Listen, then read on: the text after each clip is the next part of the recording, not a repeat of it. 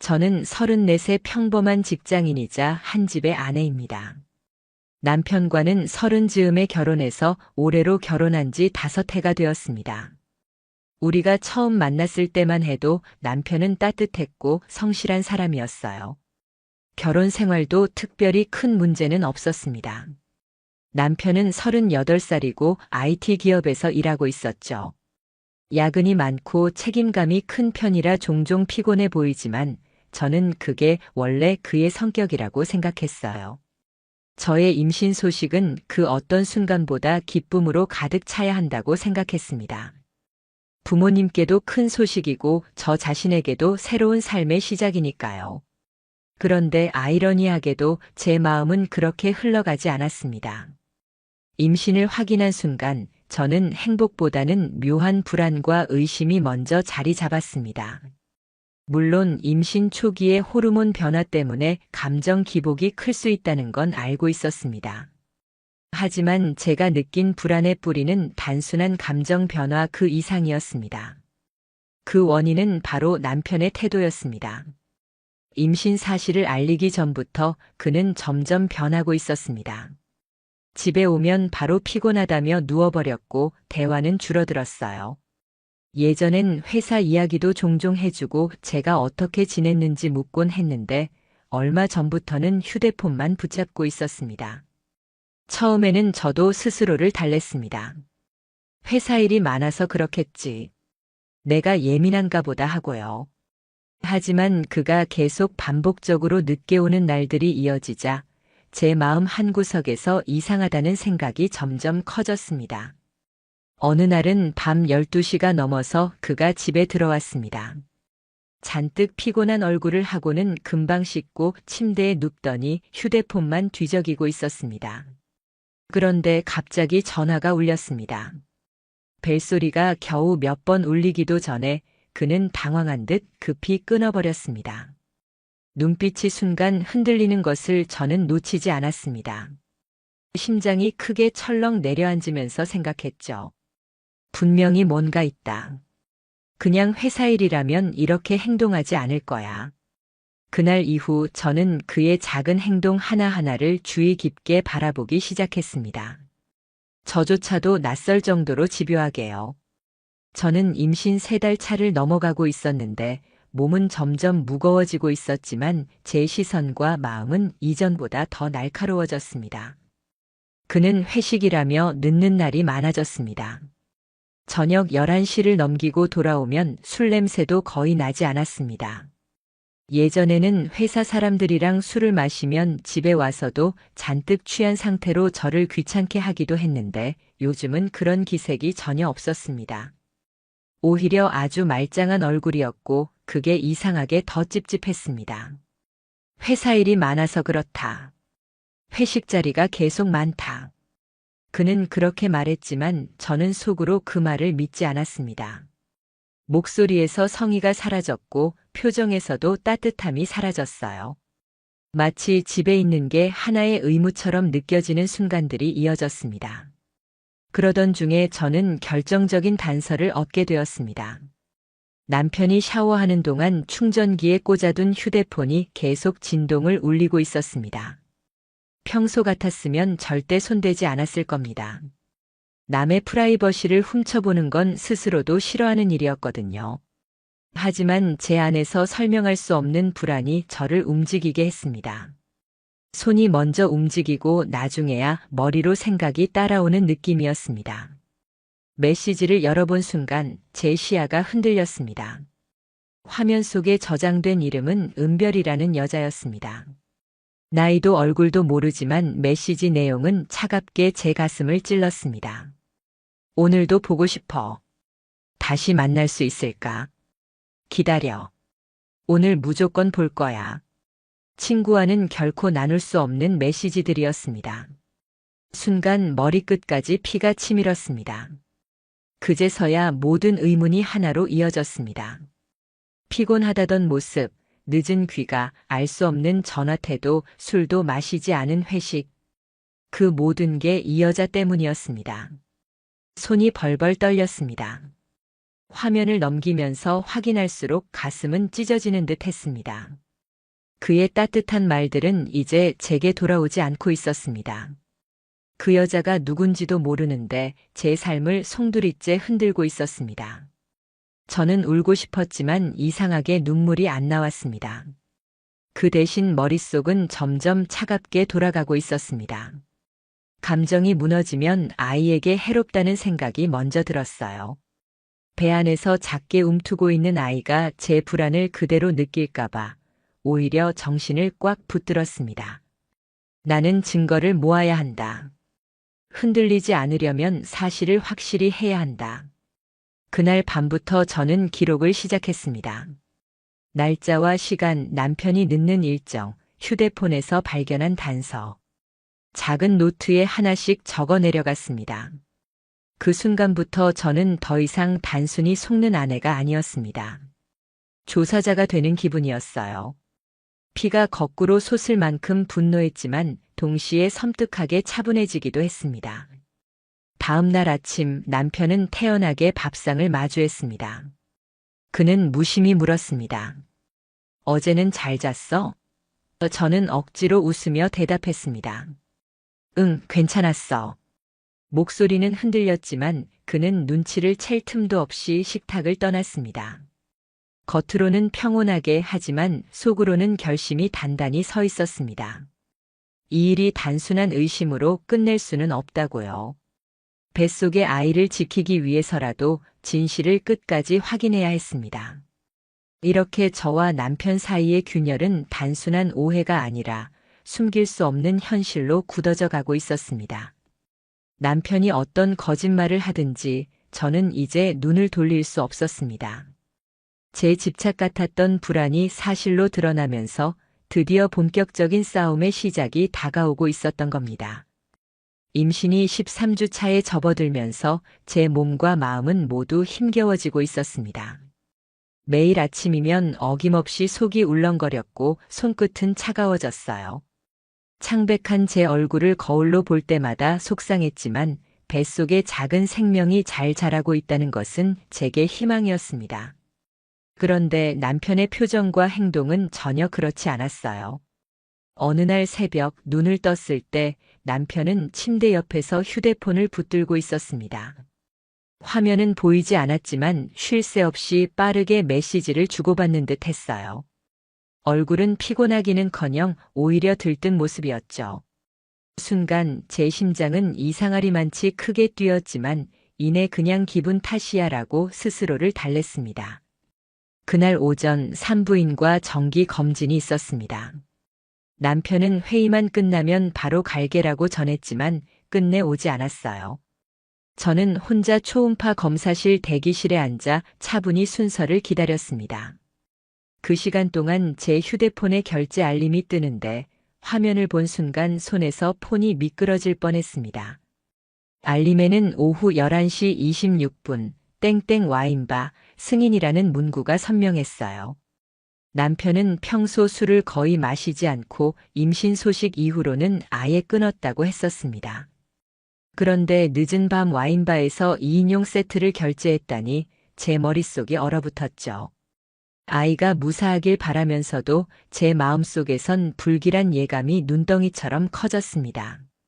검진은 무사히 끝났고 의사는 아이 심장이 튼튼하게 뛰고 있다고 말해줬어요. 저는 고개를 끄덕였지만 마음은 온통 무거웠습니다. 병원 직원이 남편분도 함께 오셨어요? 라고 묻자 저는 회의가 길어졌어요 라고 대답했지만 그 작은 말 속에서도 목소리가 계속 떨렸습니다. 병원을 나와 약국에서 엽산을 사고 버스를 탔습니다.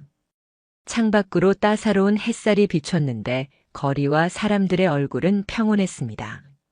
오직 저만이 세상에서 홀로 흔들리는 듯한 기분이었어요. 집에 돌아오자 남편 코트 주머니에 주차권 영수증이 있었습니다. 회사 근처도 아니었고 우리가 사는 동네도 아닌 도심 반대편 한 작은 상권에 이름이 적혀 있었어요. 남편이 한 번도 가본 적 없다고 했던 지역이었는데 그곳은 남편이 자주 간다는 술집들이 모여 있는 곳이었습니다. 영수증에 찍힌 시간은 와인바 결제 알림과 거의 비슷했고 차 번호판도 우리 차 번호가 맞았습니다. 그 순간 전 몸서리쳤죠. 저는 차량 블랙박스 SD카드를 뽑아 노트북에 꽂았습니다. 밤 10시를 조금 넘긴 시각, 비가 살짝 내리는 가운데 주차장 화면에는 우리 차가 천천히 들어오고 있었어요. 조수석 문이 열리면서 누군가가 우산을 접으며 내렸습니다. 얼굴은 정확히 보이지 않았지만 긴 머리카락과 밝은색 코트가 분명히 보였어요. 남편은 운전석에서 내려 그 사람과 짧게 마주하며 두 사람의 어깨가 아주 가까워지는 장면이 담겼습니다. 숨을 크게 들이마시며 화면을 멈추었지만 심장은 불규칙하게 뛰었어요. 오해겠지 혼자 되뇌어 보았지만 비디오 속 뒷모습은 차갑고 명확했습니다. 다음 날 남편 셔츠를 세탁기에 넣으려다 낯선 향수 냄새가 코를 스쳤습니다. 제가 쓰지 않는 톤이었고 소매 끝에는 다른 머리카락 한 올이 떨어져 있었습니다. 제 머리색이 아니었어요. 저는 조용히 머리카락을 종이에 붙여 서랍 깊숙이 넣었어요. 그 순간 제 자신이 낯설게 느껴졌지만 손은 차분하게 움직이고 있었습니다. 나는 지금 증거를 쌓고 있다. 남편은 계속 야근하고 회식한다고 말했지만 택시 앱 가족 계정 기록을 확인하자 회사 근처가 아닌 강변 리버사이드 구역으로 이동한 기록이 보였습니다. 그곳은 조용한 산책로와 카페들, 작은 부티크 호텔이 모여 있는 지역이었어요. 정확한 건물명은 확인할 수 없었지만 동선과 위치만으로도 제 가슴은 무겁게 가라앉았습니다. 저는 마음을 다잡고 식탁 가장자리를 단단히 붙잡았어요. 억울함과 분노가 목까지 차올랐지만 뱃속 아이가 작은 움직임을 보이자 참았습니다. 이 아이가 편안해야 해. 난 흔들리면 안 돼. 저녁 무렵 남편이 집에 들어왔습니다. 저는 일부러 아무렇지 않은 표정으로 늦었네라고 말했죠. 남편은 샤워를 하고 침대로 가며 휴대폰 화면이 보이지 않도록 뒤집어 놓았습니다. 저는 등을 돌려 누워 천장을 바라봤습니다. 순간 내일도 늦을 것 같다는 그의 말소리가 방 안에 잔잔히 울렸고 저는 그래라고 대답했습니다. 입술이 바짝 말라 있었습니다. 그 다음 날 저는 우연히 남편이 실수로 동기화한 캘린더 알림을 보게 되었습니다. 캘린더에는 저녁 8시 북쪽 다리 아래라는 일정이 적혀 있었는데 그곳은 우리 집과 회사 어느 쪽도 아니고 바로 그 리버사이드 구역으로 이어지는 인도교였습니다. 메모에는 우산, 회색 코트라고 쓰여 있었어요. 저는 그 글자를 오래 바라보면서 혈관이 끓는 듯 아팠습니다. 그날 저녁 저는 산책을 핑계 삼아 북쪽 다리 아래로 걸어갔습니다. 해가 지고 나서 가로등이 노란빛을 뿜어내던 그곳에는 버드나무 그림자가 드리웠고 강물은 조용히 흘렀습니다. 멀리서 회색 코트를 입은 여자가 나타났어요. 그녀는 우산을 접으며 머리를 만지는 습관이 있었습니다. 그리고 정확히 그 순간 남편이 나타났습니다. 그들은 서로를 알아보는 듯 자연스럽게 가까워졌습니다. 그들의 속도로 다가서자 저는 숨을 조용히 들이마셨습니다. 짧고 낮은 목소리로 인사를 나누었고 긴 포옹이나 과장된 제스처 없이 어깨가 자연스럽게 붙으며 어색함 없는 듯한 움직임이 보였습니다. 그 눈빛은 모든 걸 말해주었어요. 저는 손이 떨렸지만 휴대폰 녹음을 켰고 바람소리 사이로 두 사람의 낮은 웃음소리가 묻어났습니다. 화면에서는 멀리 떨어져 있었지만 시간과 장소, 동선은 모두 저의 눈에 담겼습니다. 두 사람은 강변을 따라 천천히 걸었고 잠시 늦은 벤치에 앉았다가 카페 골목으로 사라졌습니다. 저는 멀찍이 간격을 두고 그들을 따라갔어요.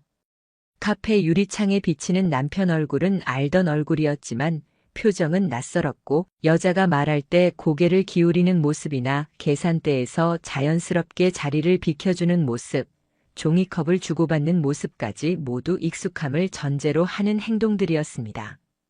저는 카페 맞은편 노출 벽돌 담장에 기대어 서서 20분 동안 그들의 모습을 지켜봤습니다. 해가 완전히 저물고 간판들이 하나 둘씩 켜졌지요. 카페를 나온 두 사람은 리버사이드 골목 끝쪽 작은 상가 건물 앞에 멈춰 섰습니다. 남편은 3층을 바라보고 여자는 이미 번호키를 빠르게 눌렀습니다. 출입문이 서서히 열렸고 두 사람은 계단으로 사라졌습니다. 저는 그 문이 닫히는 순간까지 뚫어지게 바라보고 있었어요. 그 자리에서 소리치거나 뛰어들지 않은 제가 이상했죠. 대신 저는 시간을 꼼꼼히 기록했습니다. 출입문 CCTV 각도, 간판 위치, 옆 상가 폐점 시간, 가로등 고장 위치, 제가 서 있던 자리와 동선까지 모두요. 숨은 차분했고 눈물은 나오지 않았습니다. 마음이 무너져 내려야 하는데 머릿속은 정확하게 정리되고 있었어요. 아마 아이 때문일 겁니다. 울어버리면 숨이 가빠지고 숨이 가빠지면 배가 단단해지는 걸 원하지 않았으니까요. 한참 뒤 1층 철문이 삐걱이며 열리고 두 사람이 나란히 내려왔습니다. 약간 간격을 두고 걷는 그들의 모습, 남편은 휴대폰을 확인하고 여자는 머리카락을 넘기며 옅은 미소를 지었습니다. 그 순간에도 저는 뛰어들지 않고 반대편 버스 정류장 유리에 비친 그림자로 동선을 다시 확인했어요. 두 사람은 각자 다른 방향으로 흩어졌습니다. 집에 돌아온 남편에게 저는 아무렇지 않게 말을 건넸어요. 오늘도 늦었네. 그가 회의가 길어졌다라고 말하자 저는 손을 씻으며 몸 조심해라고 자연스럽게 대답했습니다. 하지만 가슴속에는 차갑고 단단한 결심이 자리했죠. 그날 밤 저는 접은 영수증 한 장을 찍어 사진으로 남겼습니다. 와인바, 주차권, 택시 영수증, 블랙박스 영상, 카페 영수증, 오피스 출입 시간까지. 증거가 점점 쌓일수록 냉정함 속에 자리한 분노는 더욱 선명해졌습니다. 그리고 밤이 깊어질수록 저는 스탠드를 켜고 노트북을 열었습니다. 페이지 위에는 크게 적었습니다. 아이는 무슨 잘못이 있나? 그 아래로 각 시간과 장소, 증거를 적으며 저는 몸도 마음도 긴장 상태로 기록했습니다. 새벽 어둠이 엷어지자 저는 소파에 기대어 창밖을 바라봤습니다. 마음속으로 결심했어요. 다음 한 번만 더 확실하게 보고 증거를 확보하자고. 그리고 그 한 번이 우리 결혼의 마지막이 될 거라는 걸 누구보다 정확히 알고 있었습니다. 남편의 거짓말이 쌓여갈수록 제 마음속 의심도 점점 단단해졌습니다. 임신 초기였지만 무너지고 싶지 않았어요. 뱃속에 있는 아이를 위해서라도 저는 차분한 상태를 유지해야 했죠. 그래서 제 행동은 점점 조사자의 그것처럼 변해갔습니다. 어느 날 남편이 집을 나서기 전 저는 몰래 그의 차 키를 챙겼습니다. 지하 주차장에서 차에 다가가자 은은하게 풍기는 섬유유연제 냄새가 코끝을 스쳤어요. 분명 제 것이 아니었죠. 조수석 발밑에는 작고 가느다란 머리끈이 놓여 있었습니다. 제 일상에서는 절대 볼 수 없는 물건이었어요. 조심스레 손에 장갑을 끼고 머리끈을 지퍼백에 넣은 뒤 가방 안쪽 주머니에 숨겼습니다. 이건 증거일 뿐 감정은 섞지 말자. 스스로를 다독이며 저는 다시 집으로 향했습니다. 며칠 후 남편은 오늘은 거래처 사람들과 저녁을 먹는다며 늦는다고 했습니다. 저는 아무 말 없이 그래라고 답했고 택시 앱 기록을 확인했습니다. 예상대로 목적지는 회사 근처가 아닌 강변 리버사이드 구역이 찍혀 있었어요. 그곳은 조용하면서도 로맨틱한 분위기의 산책로와 카페가 있는 곳이었습니다. 마음이 혼란스러웠지만 저는 결국 그곳으로 향했습니다. 멀찍이 떨어진 거리에서 그들의 그림자가 나란히 움직이는 모습을 보았을 때 숨이 멎는 듯 했지만 발걸음은 멈추지 않았습니다. 가까이 다가가는 대신 적당한 거리를 유지하며 몰래 뒤따랐어요. 두 사람은 서로를 바라보며 작은 농담에 맞춰 웃고 익숙하지만 위험한 제스처로 손짓을 주고받았습니다. 그 짧은 순간만으로도 제 마음은 산산이 부서졌어요. 하지만 운 좋게도 흐릿한 거리에서 휴대폰을 꺼내 시간을 기록할 수 있었습니다. 그들이 어느 가로등 아래에서 몇 분 동안 만났는지, 어떤 건물로 들어갔는지 하나하나 적었죠. 밤 깊은 시간 그들이 건물 안으로 사라진 뒤에도 저는 그 앞에서 한참을 서 있었습니다. 들어갈 수는 없었지만 문이 닫히는 순간의 소리와 불빛이 머릿속에 깊게 남았어요. 그리고 깨달았죠. 이제 되돌릴 수 없다. 끝까지 확실히 확인해야 한다. 집에 돌아온 남편은 입가에 미소를 띠며 오늘은 힘들었어 라고 말했지만 저는 웃으며 물 한 잔을 건넸습니다. 표정은 평온했지만 속은 차갑게 얼어붙어 있었어요. 그가 말한 회의라는 단어를 저는 더 이상 믿지 않았습니다. 그리고 저 역시 앞으로 나아갈 길을 명확히 알게 되었죠. 남편의 거짓말과 불륜의 증거가 하나둘 쌓이면서 제 내면의 분노는 점점 깊어졌습니다. 하지만 저는 감정적으로 무너지지 않으려 애썼어요. 임신 중이라는 현실이 더 조심스럽게 만들었고 무엇보다 아이를 위해서라도 침착해야 했습니다.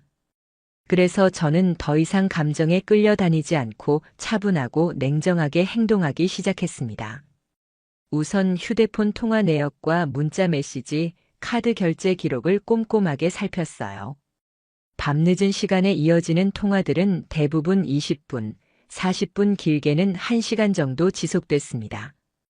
그동안 남편이 누구와 그렇게 긴 대화를 했는지 그 생각만으로도 마음이 타들어갔습니다.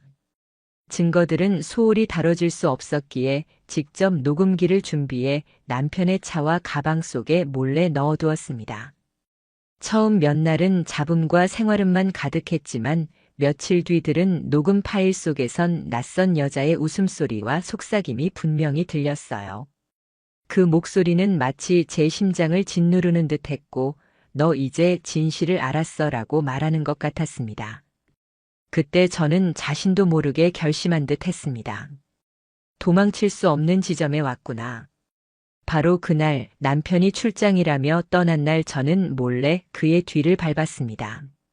남편은 지방 출장이라 했지만 실제로는 도심의 한 호텔에 차를 세웠습니다.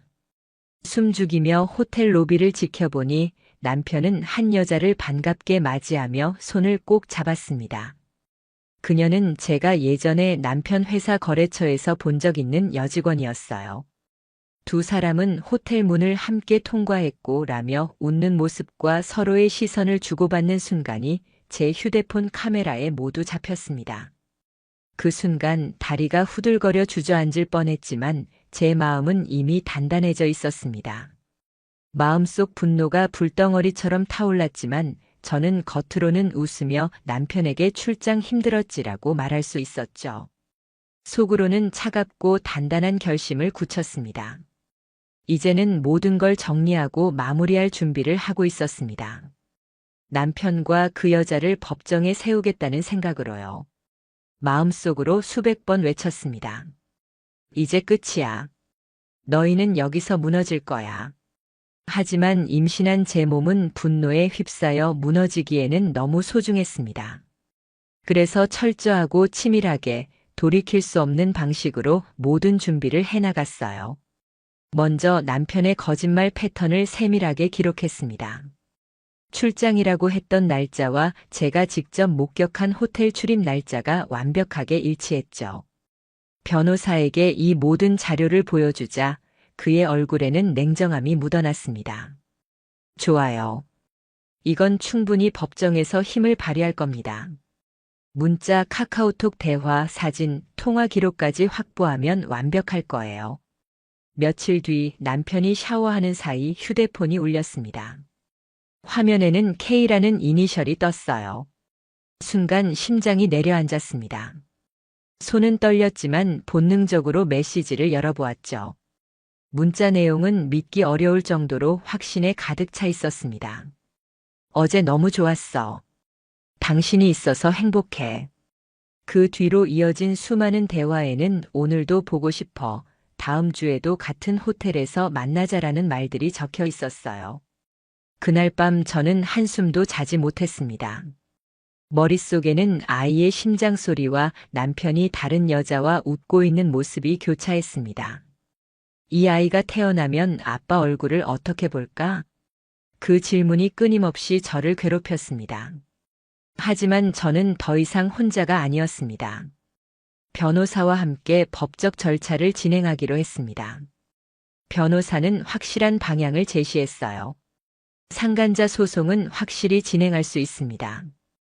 호텔에서의 만남, 문자 메시지, 사진, 통화 내역까지 모두 구비돼 있기 때문에 문제 없어요. 며칠 뒤 결정적인 순간이 왔습니다.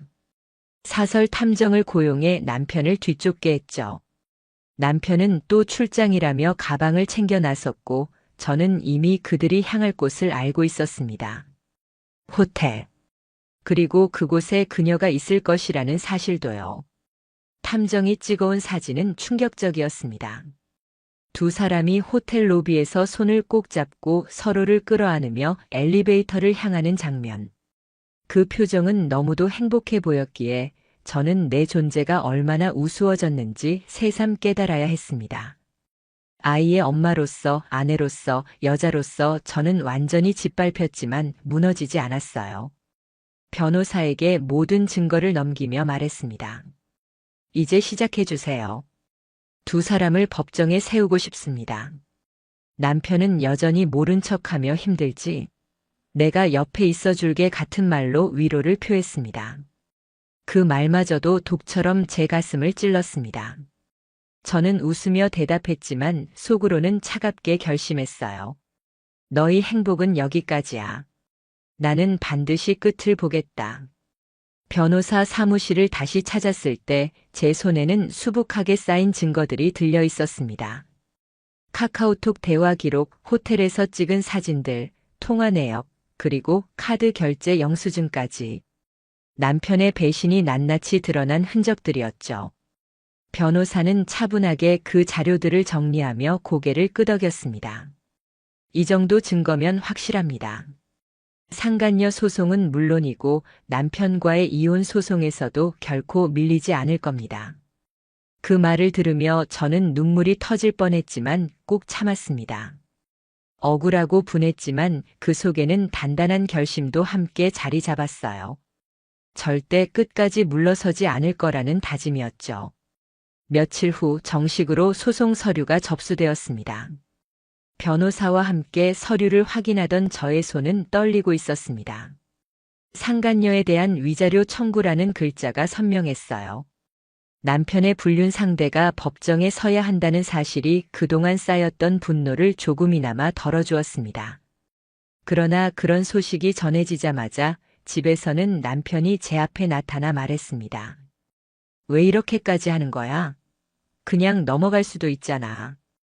그 순간 제 온몸이 떨렸습니다. 그의 말이 도저히 수긍되지 않았죠. 내가 어떤 꼴을 당했는데 어떻게 넘어가? 내가 임신한 몸으로 이 모든 걸 견뎠는데 내가 그런 소리를 해? 그게 말이 된다고 생각해? 남편은 아무 말도 하지 못했고 입술만 달달 떨며 방으로 들어갔습니다. 그 모습은 저를 더욱 역겨움과 분노로 몰아넣었어요.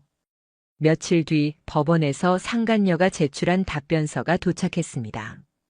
떨리는 손으로 문서를 펼쳤고 그 순간 제 세상이 캄캄해지는 것 같았어요. 그녀는 뻔뻔하게도 이렇게 적어 놓았어요. 저는 원고의 남편이 기혼자라는 사실을 전혀 알지 못했습니다.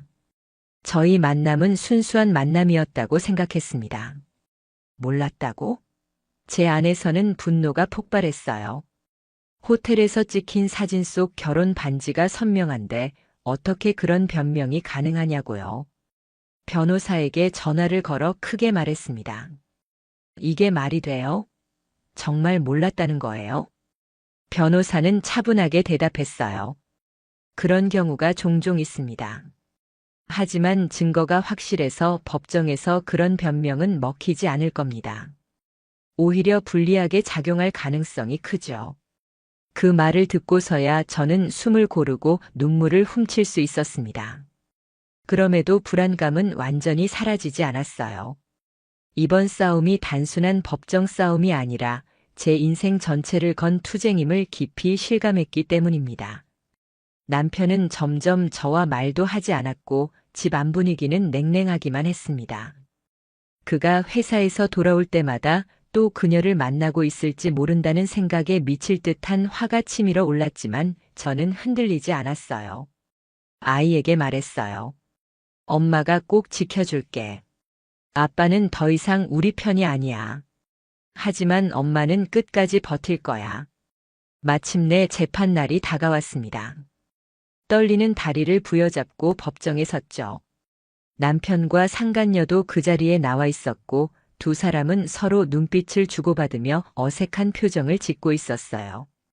그 모습을 보며 제 마음속에 단단한 감정 하나가 자랐습니다. 너희는 오늘 끝이다. 법정에 들어서자 무거운 공기가 가득했습니다.